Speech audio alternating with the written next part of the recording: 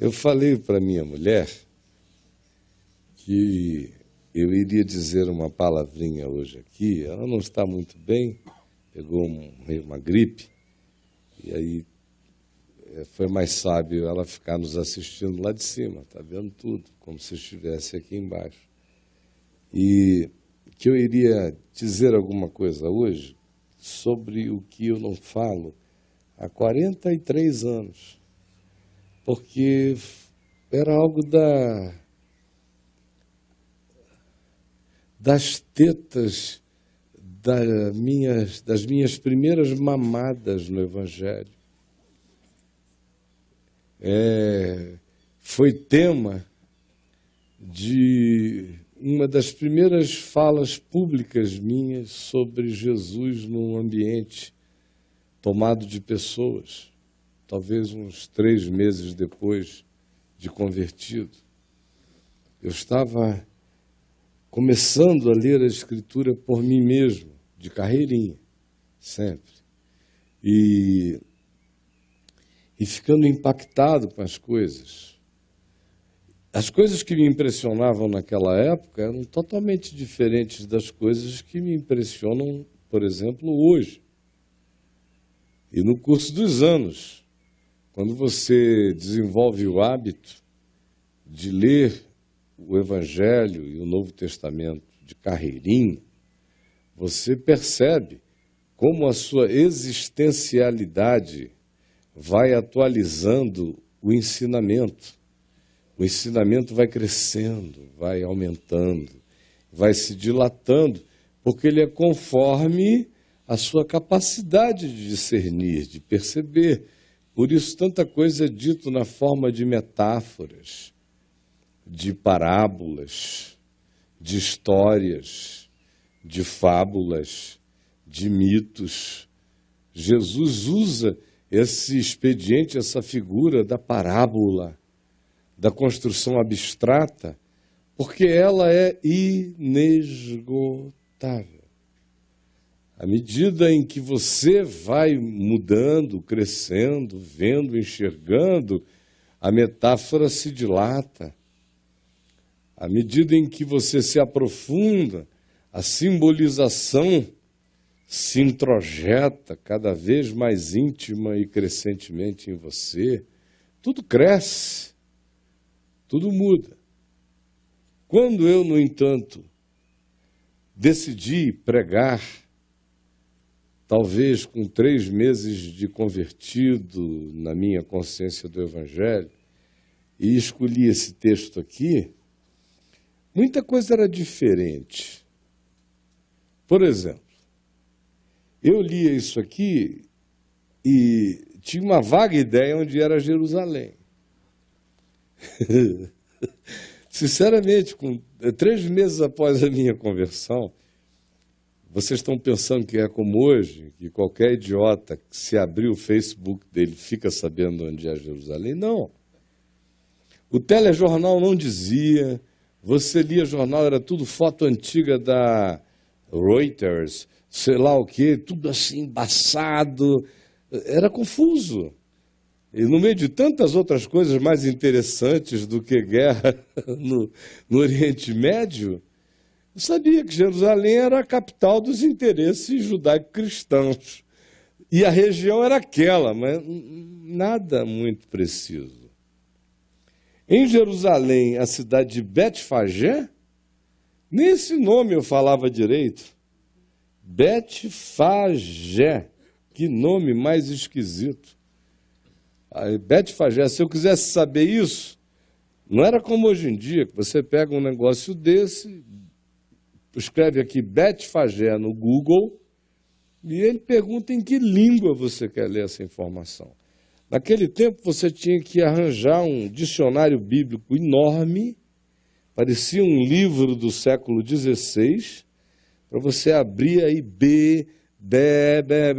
T, aí vai, tudo, até o Betfagé. Aí lê ali, pequena aldeia, a 1 quilômetro de Jerusalém, do outro lado do Monte das Oliveiras, dista da cidade, da pequena aldeia de Betânia, aproximadamente 800 metros.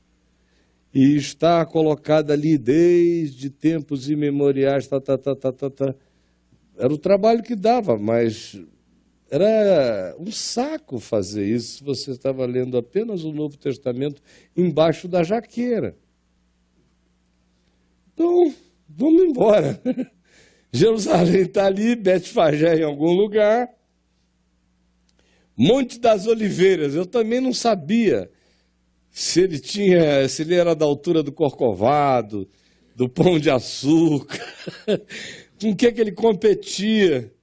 Então, na minha imaginação, era alguma coisa muito interessante, assim. Verde, porque é o Monte das Oliveiras, né? Então, muito verde. E vamos lá. E Jesus enviou 2 dos seus discípulos, quando eles se aproximaram de Jerusalém, chegaram a Betfagé, ao Monte das Oliveiras. Para mim era impossível saber que Betfagé já está no Monte das Oliveiras, no maciço do Monte das Oliveiras, que o Monte das Oliveiras vai ficando mais com cara de olival, um pouquinho mais adiante. Mas isso não era importante. Para mim podia haver até 1 quilômetro entre uma coisa e outra, que não fazia diferença. Como na realidade não faz. Só estou dizendo é que hoje, quando eu leio isso aqui, ou não de hoje, há muito tempo atrás, desde há muito, que eu leio isso aqui, é como dizer, saindo da QI 13, virou à esquerda, pegou o pistão, foi na padaria, na Ilha dos Pães, fez uma compra ali na Constru Shopping, voltou, porque virou a cozinha de casa, não é? Para mim. Mas naquele tempo não.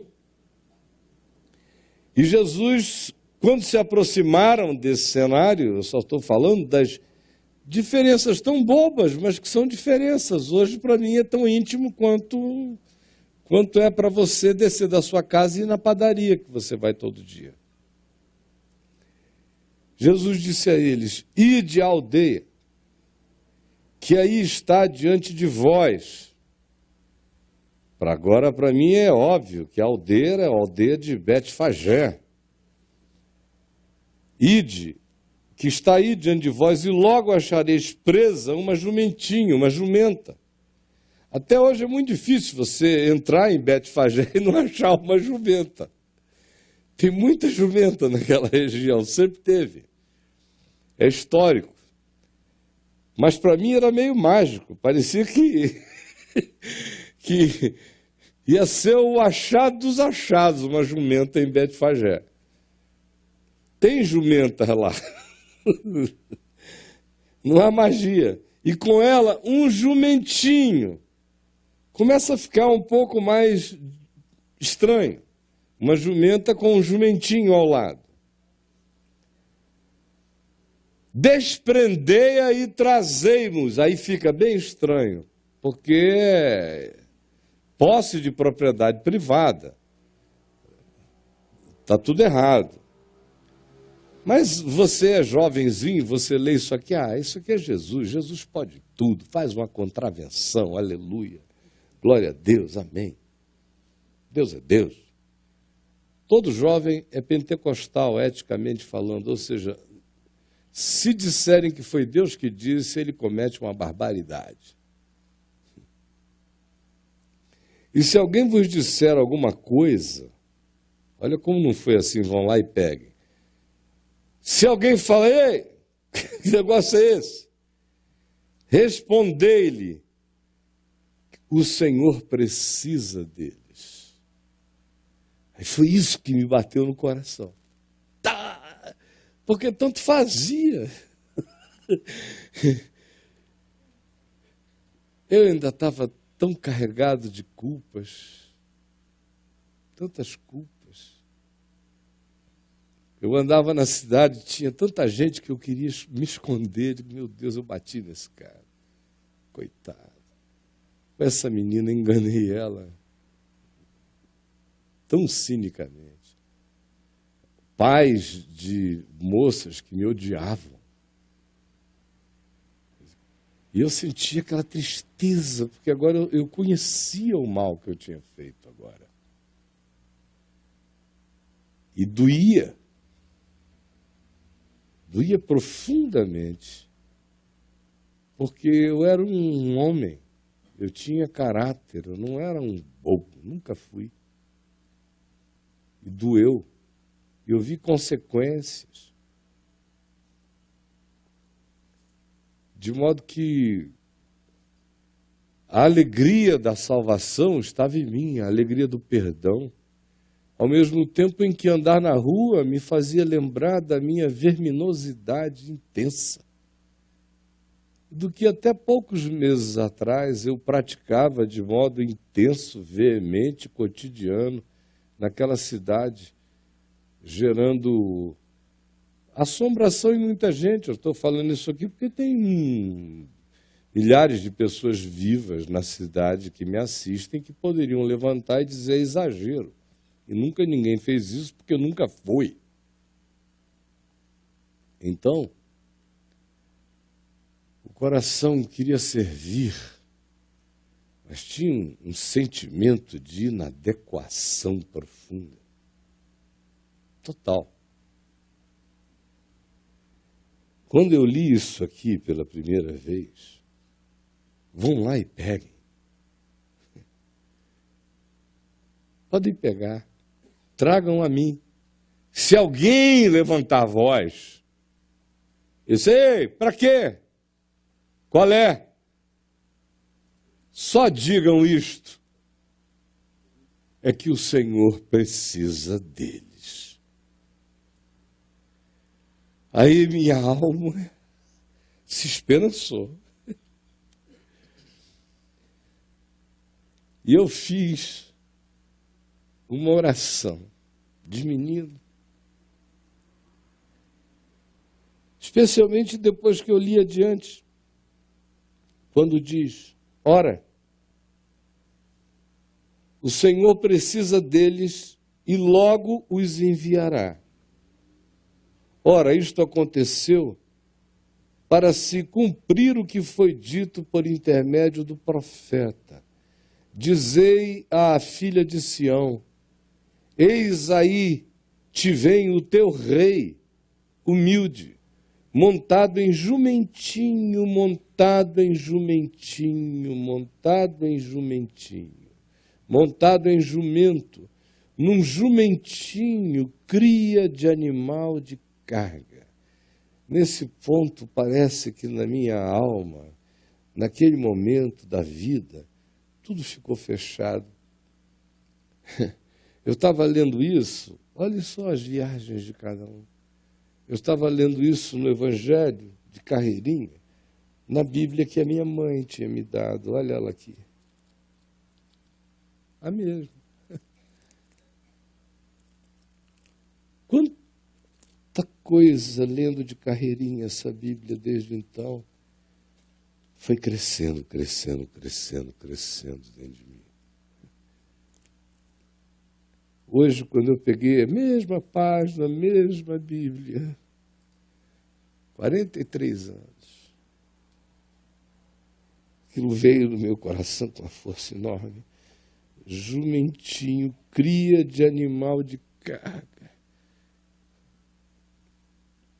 E eu pensei, naquele tempo, na minha mãe, como ela tinha sido aquela mulher pobre, limpa, filha de uma mulher pobre e limpa, honesta, trabalhadora,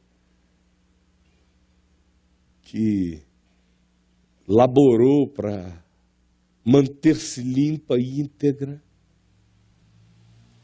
formou-se, encontrou meu pai, casaram-se, e a vida inteira eu olhei para minha mãe e eu sempre vi nela, e agora, naquela fase da vida, me convertendo, eu vi nela aquele animal de carga. O que eu vi, pouca gente leva tanta carga quanto ela levou a vida inteira, carga. Parece que ela veio ao mundo para levar carga e sorrir. Enquanto levava cargas, sorria.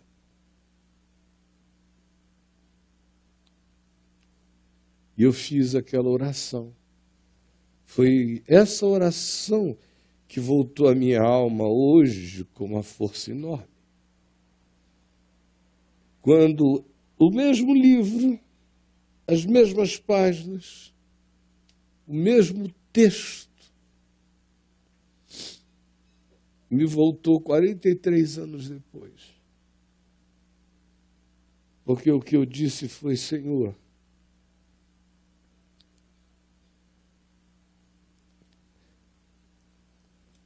eu não sou digno, mas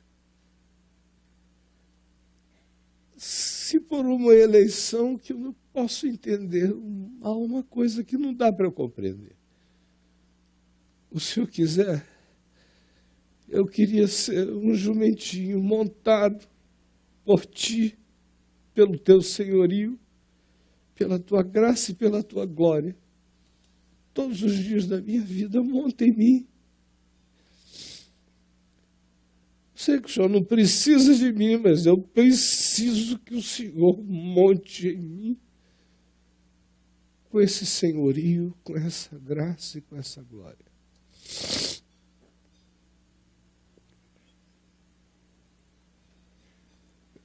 Por que que eu quis compartilhar uma coisa tão pessoal e tão minha apenas com você hoje, com tantas milhares de outras pessoas? Talvez porque 43 anos tenham passado, isso tenha se tornado muito mais do que uma experiência minha, apenas. Talvez porque 43 anos depois a gente saiba se essa oração foi respondida ou não foi respondida.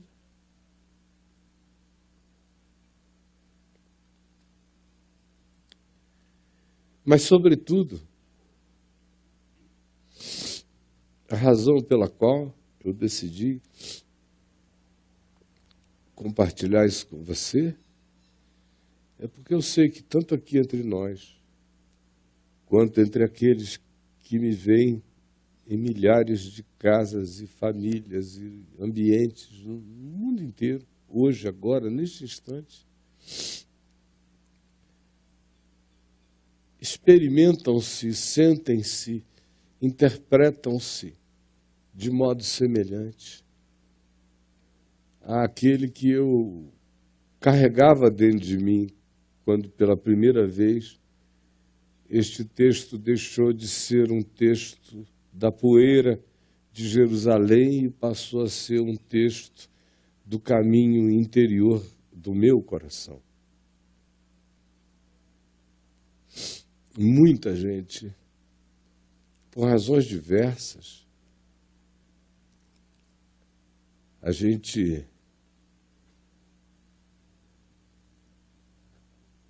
não pode nem conceber que proceda da vontade de Jesus a intenção de dizer: eu preciso dele. Porque Deus não precisa de nada, Deus é Deus. Quando se diz que Deus precisa dele, é porque aquele de quem Deus precisa desesperadamente necessita de Deus. É só isso. Irmãos, vede, não é o que Paulo diz? Vede a nossa vocação.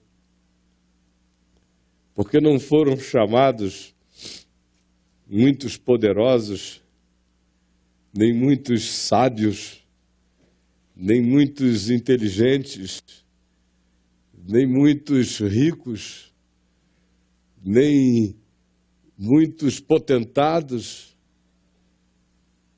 Mas vede aqueles aos quais Deus chamou. Chamou os pequenos, chamou os fracos, chamou os desconsiderados, chamou os culpados, chamou os marginalizados, chamou as coisas que não são, para envergonhar com elas as coisas que carregam a pretensão de serem. O Senhor precisa deles e cada um daquele a quem o Senhor precisa, saiba, se o Senhor precisa de ti é porque, sem que o Senhor precise de ti, tu morrerás de ausência de Deus em tua vida. Só isto. Uma convicção eu ganhei imediatamente depois disso. A convicção é de que quanto mais aquele jumentinho começou a ser montado pelo Senhor, pela sua glória e pela sua graça, mais o jumento foi descobrindo que se ele não fosse montado por aquele Senhor, ele secaria de dessignificação total. É óbvio que o jumento sou eu, e eu não sei quantos jumentos mais nós temos entre nós. Mas, se houver jumentinhos aqui, amarrados na beira da estrada,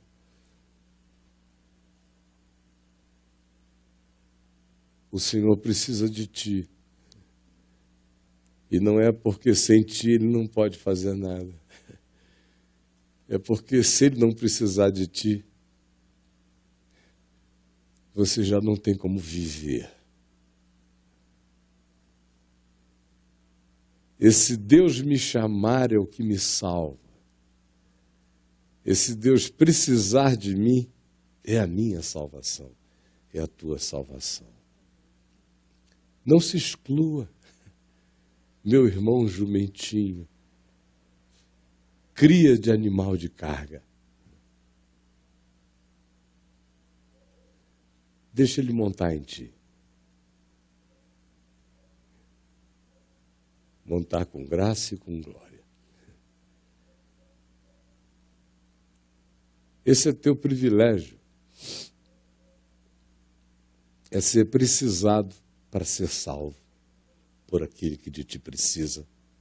Porque tu precisas tanto dele que se ele não precisar de ti, tu secas sem ele.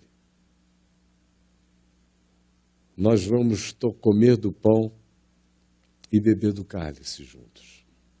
É isso que faremos.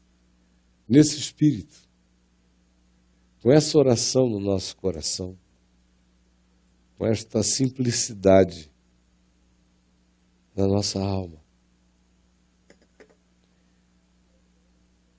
Logo depois daquele dia em que Jesus entrou montado no jumento, cria de animal de carga,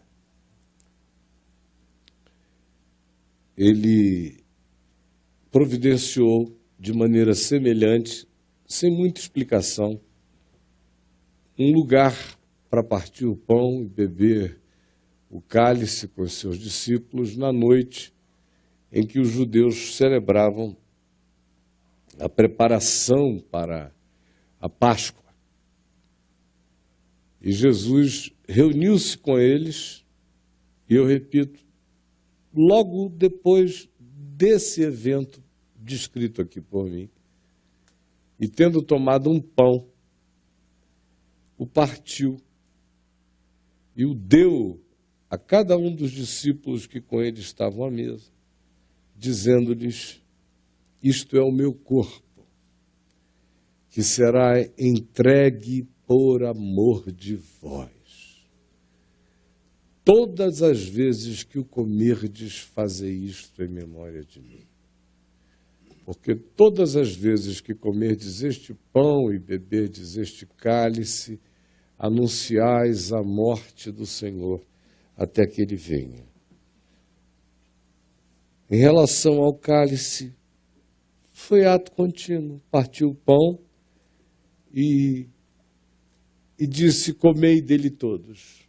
Quando comeram, Jesus tomou do cálice e lhes disse: este cálice é a nova aliança no meu sangue. É um pacto eterno, apresentado aos homens hoje, na história, para percepção no espaço-tempo. Mas é o pacto que precedeu a criação. É o pacto do Cordeiro imolado antes da fundação do mundo, bancando a liberdade das criaturas por ele criadas, cobrindo o equívoco, glorificando o acerto, a verdade, a escolha do amor, da luz e da justiça. É no espírito daqueles que dizem: Senhor,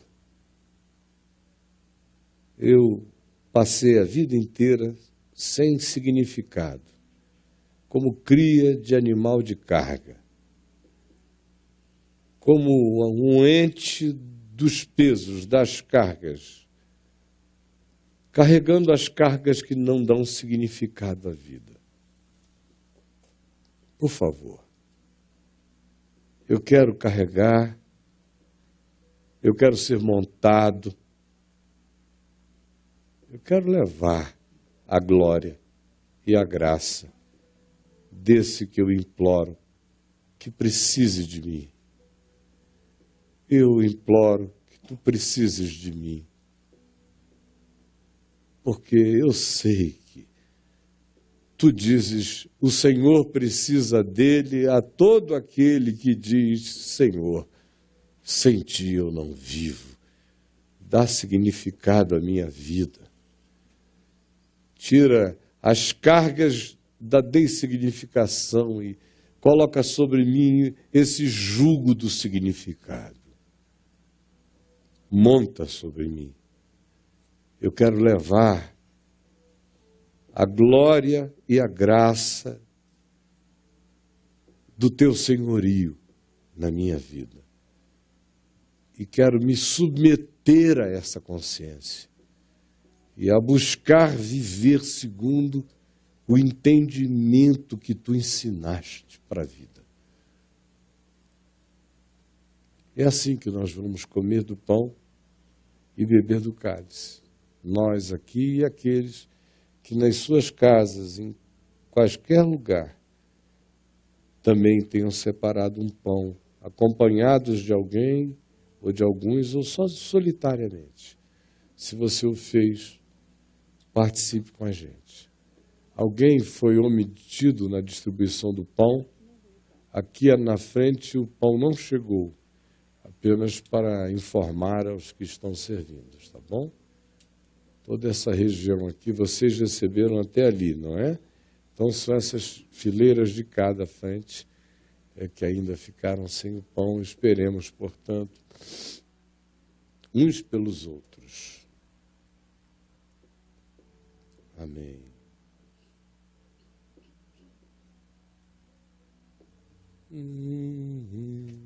Este é o meu corpo, partido por ti, traz salvação e dá paz. Toma e come, e quando fizeres, faz em amor por mim. Este é o meu sangue, vertido por ti, traz o perdão e liberdade. Toma e bebe, e quando fizeres, faz em amor por mim.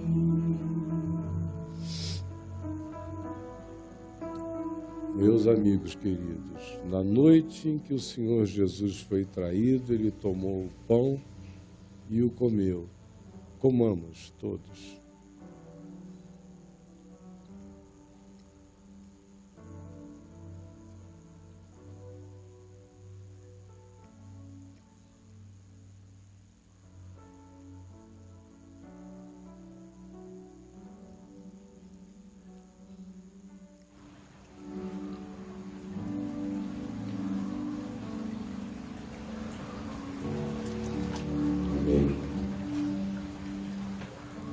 irmãos já receberam vinho?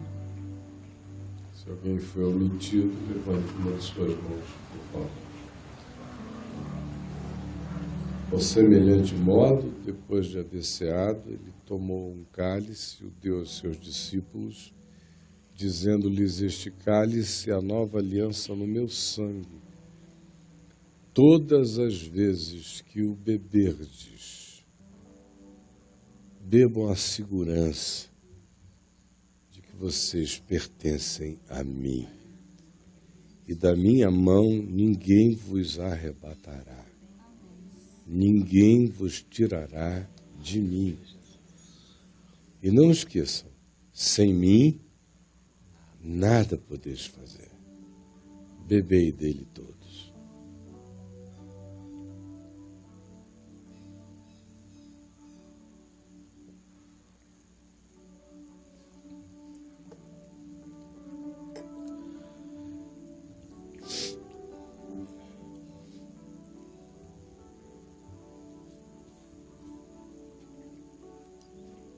Senhor Jesus,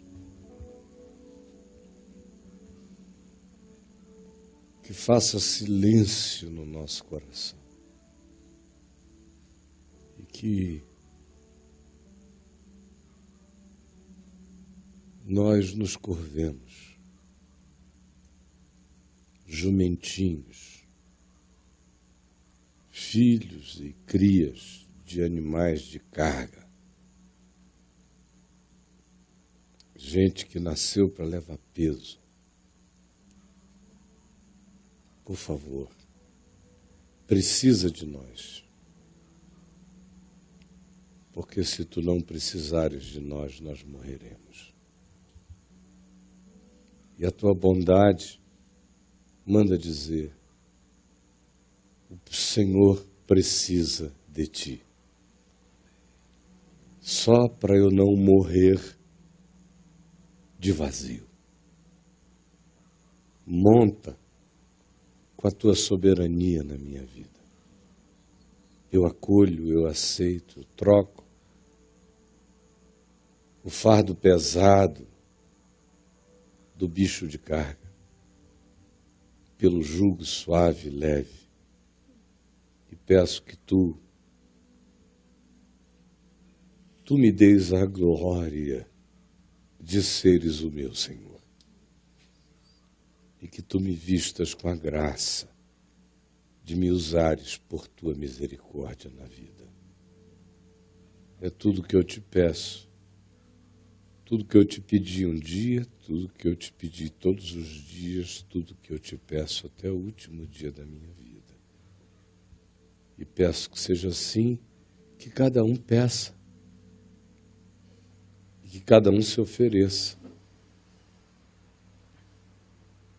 e que cada um ame ser, porque só assim faz sentido ser. Em nome de Jesus.